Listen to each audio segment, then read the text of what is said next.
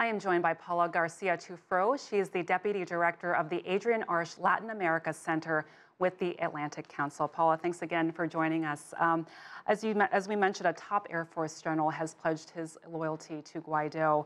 How significant is this, and could we see more of these top officials following suit? It's certainly significant. He's the senior-most person, and the top brass has so far made public statements very much in support of Maduro. So this is the first time we're seeing a high-level defection, especially with someone who's physically in Caracas. The previous most high-level defection had been somebody who was in Washington, did not return when Maduro recalled his diplomatic corps. So it's significant. Now, the extent to which there will be a trickle effect, we just don't know yet. Certainly, there's hopes that that is, but a first step, and it'll create an opening, and people will follow suit. But it's too soon to tell.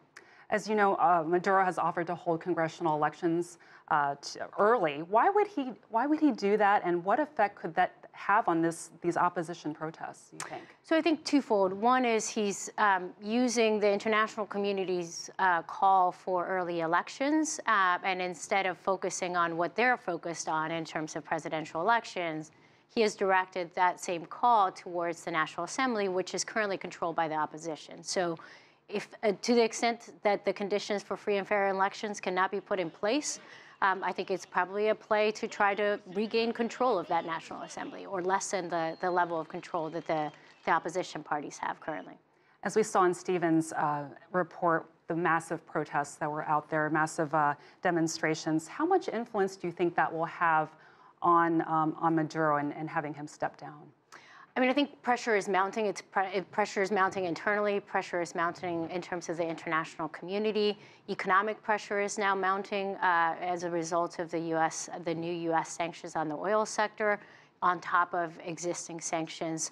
So pressure is definitely mounting, and we're seeing signs of that in terms of, actions the Maduro regime is taking, whether it's in reaction to the economic sanctions and attempts to kind of regain control or maintain control of assets that he can still get his hands on. So all of those are signs that they're feeling the pressure, and that Maduro himself is feeling the pressure.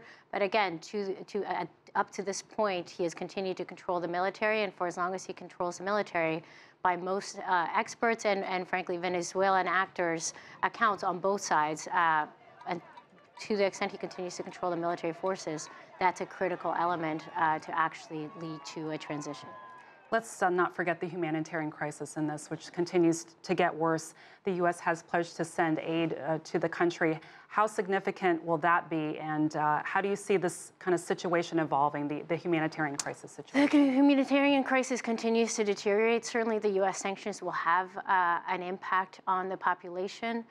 It will continue to likely lead to a significant deterioration the longer that those sanctions are in place, because there's no transition, the more significant that deterioration and that impact on the Venezuelan people will be. But the U.S., as you said, has pledged an additional $20 million in humanitarian assistance. I think the real challenge for the United States and, frankly, for the international community is how do you actually get that as assistance in Venezuela and in the hands of the very people that you're trying to help?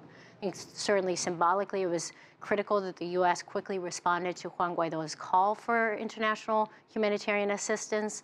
But I think there's some practical limitations in terms of getting it in the country, getting it past the border, to the extent, again, Maduro and the military forces that Maduro currently control access points on the border.